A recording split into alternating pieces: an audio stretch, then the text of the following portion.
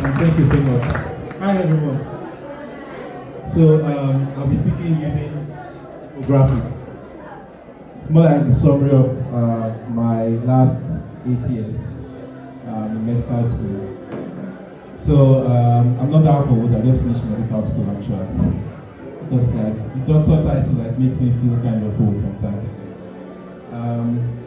So I'm Ekundayo. I just recently finished medical school. I'm a physician scientist, innovator. What I mean by being a physician scientist innovator is like a doctor first.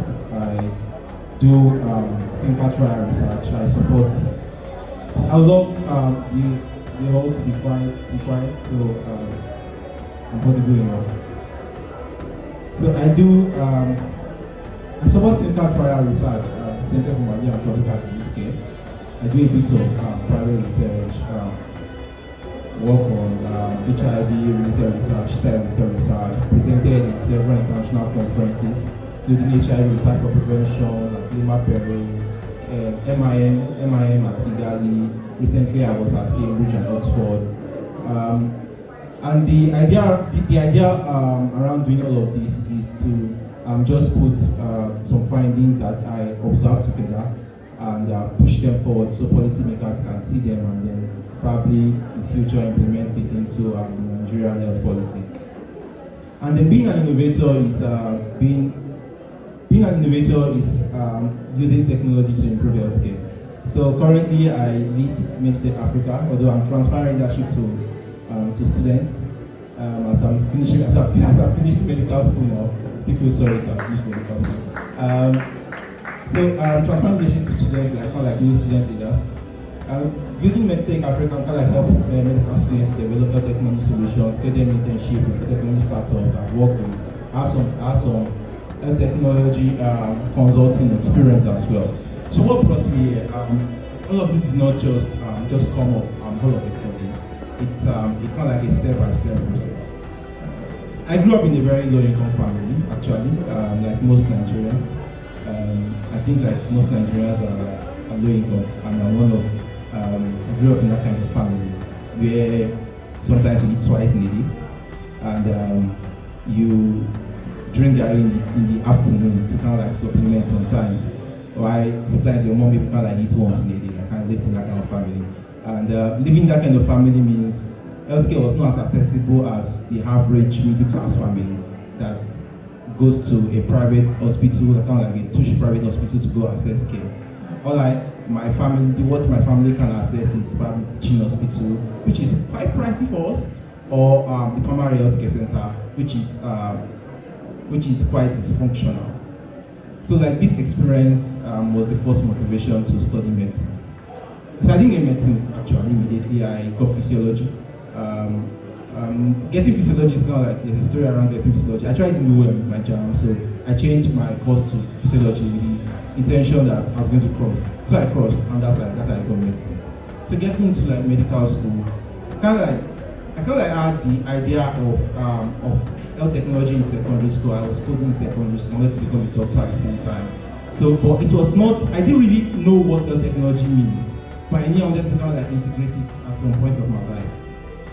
But when I got into medical school, honestly, I forgot everything about it. Like everything that was just ringing in my head was CBD IBS. Like everybody, like every class you go to, they come to say like one professor that just comes and says that, how many are you in the class? You are 200. The quota is 150. People should read. And like I just forgot about like anything extracurricular. I was just reading that kind of like day, morning, night. And I did pretty well, like into like 300 level. Getting to 300 level, actually, I started kind of like exploring extracurricular. What I started with was fiction writing. Fiction writing, I was writing on a blog. That's where Blog Write came from. Like most of my classmates and kind of like persons from like 500 level, 600 level know me as Blog. So like Blog is like the popular pen name for me then. So I was blogging fiction, writing. Totally Diary of an African Collegian. At some point, I kind of like moved into screenwriting. I actually won some competitions. I won some awards, a screenwriting award. I won a storytelling competition.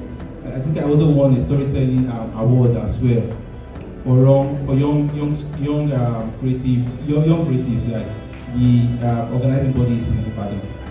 However, I kind of like moving into 400 level, starting getting like into exposure to research, right?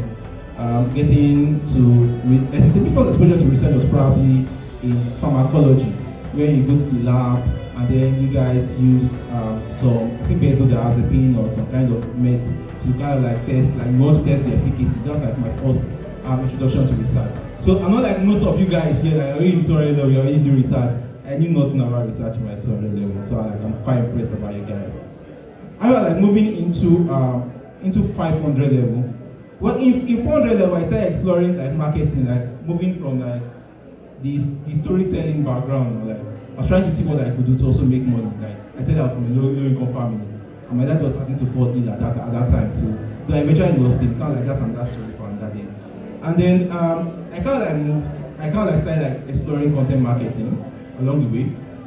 I was getting some money. I was kind of getting well paid, and Nigeria was not that bad, so like I was kind of living the life.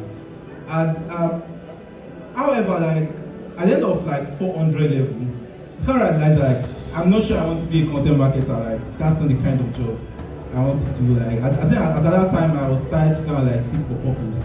I'm a Christian, and the way I kind of come to understand purpose, like you pray to God to kind of like get purpose. So I did that, and I was kind of like trusting God to lead me in the direction to my purpose. And purpose came when I was starting to actually explore health technology startups. And exploring health technology startups, I was reading a lot about technology startups. I didn't know shit about technology, honestly. I'm sorry to use that word. I didn't know anything about technology at that time. I was binging articles on health technology. I was reading a lot. I'm an hustler. I kind of like anything else, kind of like I just set my heart on it, and I just do whatever it is.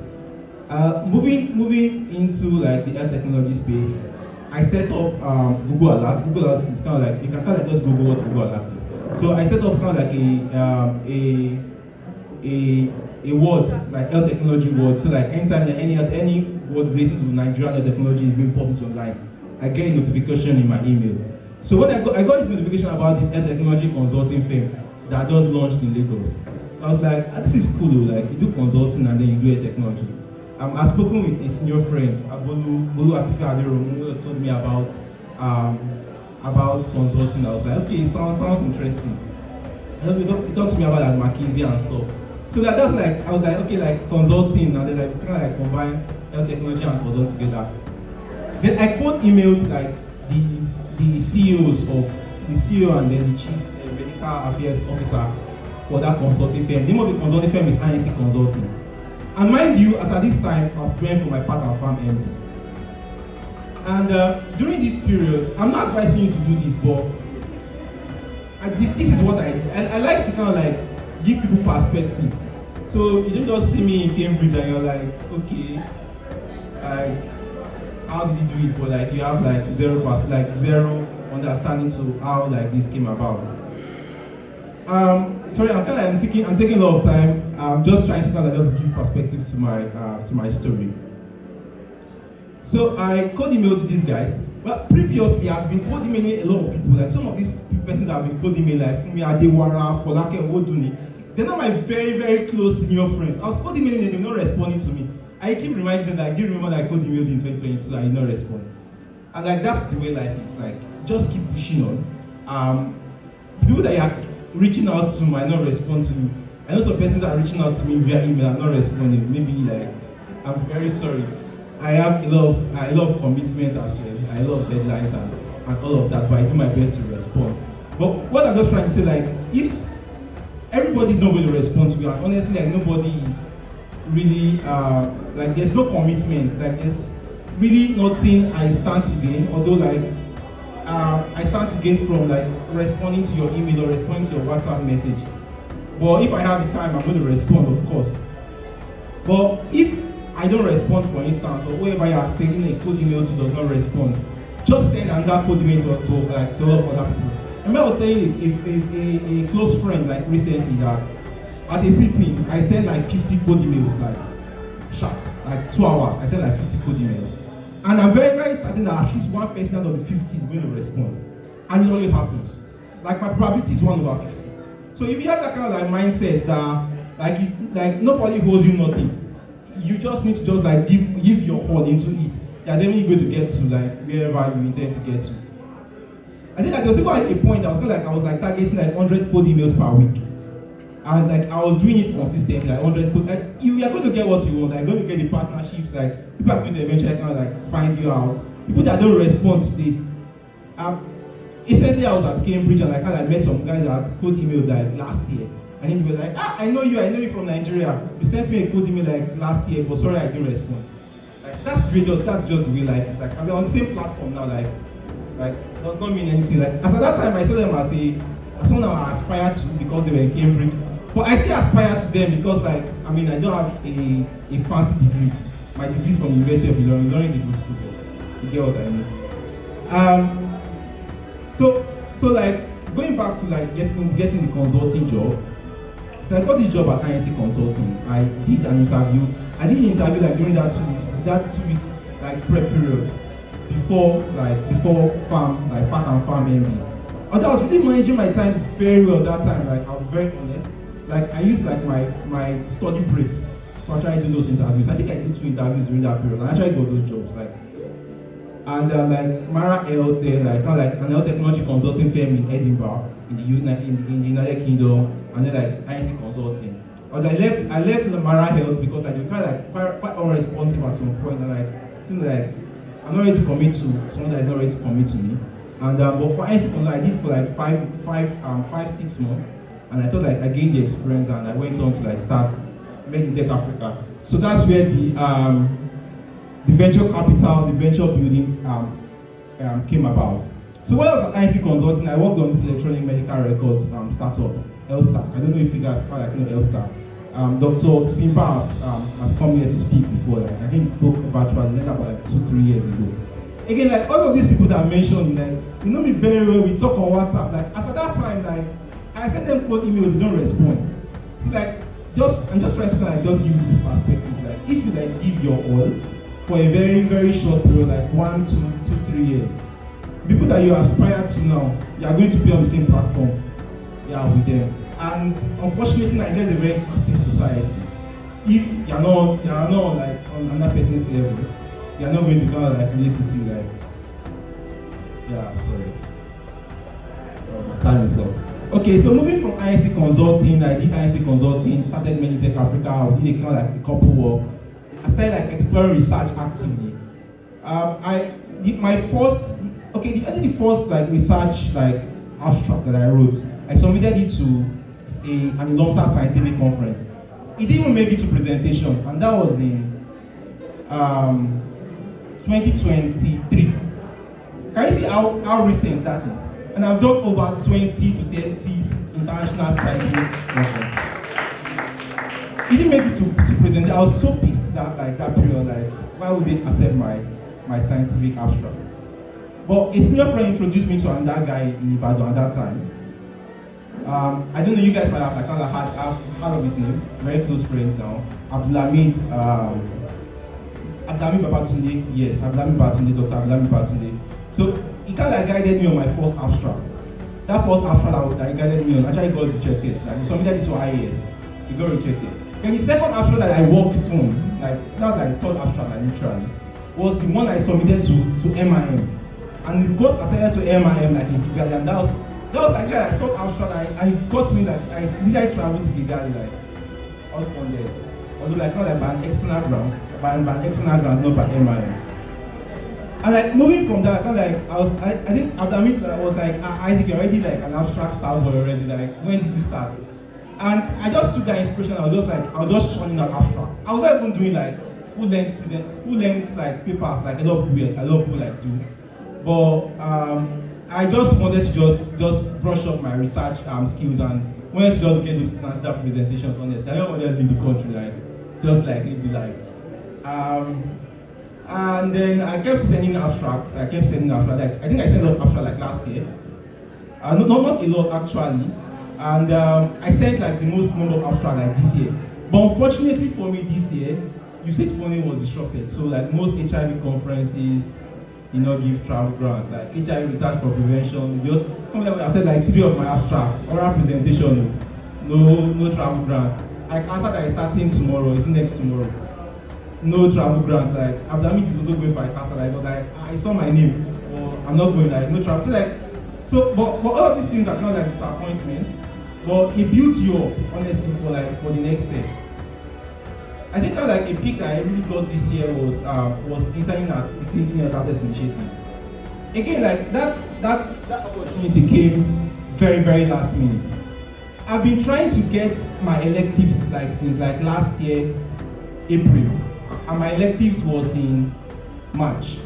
Can you see that length of period? So like, you need to like really prepare for that. If you really want something like high level, I met the deputy director general of the Africa CDC at Kigali. I told him like, sir, I'm a medical student from University of Ilorin. I'm interested in like an internship at Africa CDC. It didn't happen, but I kept following up, and like we have built a very good relationship from that now. And I remember like talking to like, you guys also get close to your professors, like a shout out to like Professor Saka, Mohamed Saka, Professor Akonde, TM Akonde, Professor Mokuolu, Professor Bolarin, like a lot like these guys have been like really supportive, writing recommendation letters at last minute. I still got some of my recommendations yesterday from Professor Bolarin, like despite a very, very tight schedule. He's currently out of the country. Like I really appreciate you, sirs. You guys should get close to your professors. I remember like my community health like posting.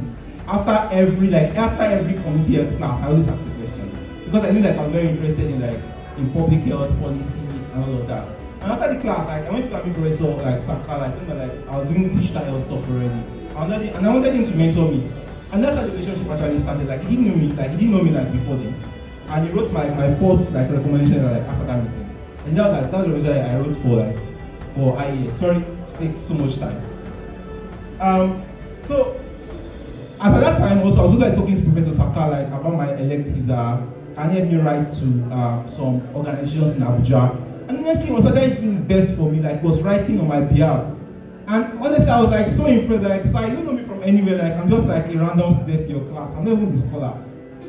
And like, so like get close to your professors, like let them see you as like up and doing and very active participants in the class. So getting the internship at CHI in Abuja, which honestly was very, very instrumental, like Clean Health Access Initiative in Abuja.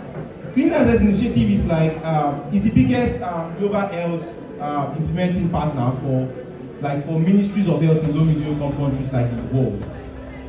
Everybody I told that I wanted to intern at CHI said it's not possible.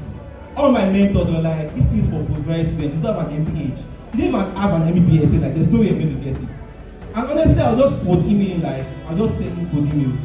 I remember there was one particular morning, like I woke up at about 5 a.m. and I was like, I still don't have an elective placement. Like what am I going to do? Like without my experience, no elective placement, am I going to just stay in Ilorin like that? I just sent like about like 80 code emails on the sitting between 5 a.m. and 8 a.m. And by 9 a.m., the director I worked with at CHI already responded to me and asked that we have a phone call. So you see, some of these things just happen by chance, and you cannot take good chances. Your chances cannot like yield up to an opportunity if you're not well prepared. So that's like my global health story. I worked on like very, very impressive projects, contributed to like HIV policy, like that was implemented by the Nigerian Ministry of Health. Went to like Nigerian Ministry of Health, kind of meet like senior policymakers. It was like really, really, really tough experience. And biotech management consulting, I did a bit of like consulting case competitions. Very, very good for me to mention that I was a part of like the Kellogg Healthcare Case Competition. It's the oldest healthcare case competition in the world.